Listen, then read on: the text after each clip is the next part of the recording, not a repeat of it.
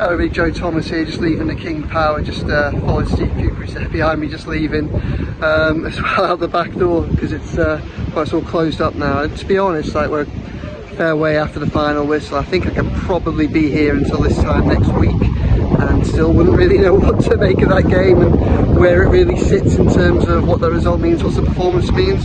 There's obviously going to be a degree of frustration. Look, I think there was 3 points on the table for Everton. I think they're the better side for the vast majority of this game, certainly that first hour. Got the early lead. That's the 4th game in a row that they've squandered one, and obviously that's problematic, and that is frustrating.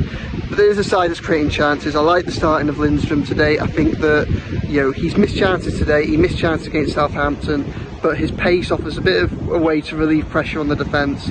It helps to create stuff going forward, and at least he's getting into those into his opportunities and getting those chances. I thought Mangala and Decore were quite assured in front of the back four.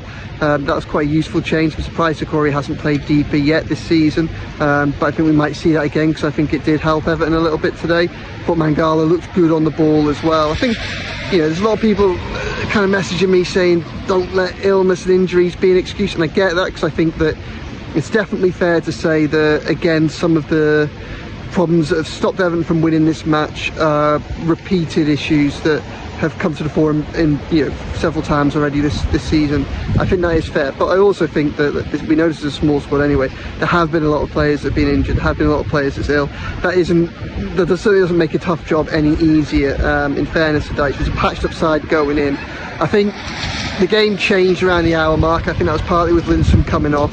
I think it took an outlet away from Everton, but I also think a degree of that was going to be inevitable in that final half an hour, given the injuries and the illness that had been in the squad, and you know how patched up it was. Only 8 subs, 2 of them were goalkeepers. So, look, frustrated, yes. Disappointed, yes.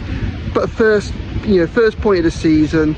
A great goal from Ndai, some positives in midfield and going forward. I guess it's probably one that I'll probably know more about as the Thunder and Lightning carries on in front of me, in a couple of weeks' time, which isn't great, but that's where I am, sorry.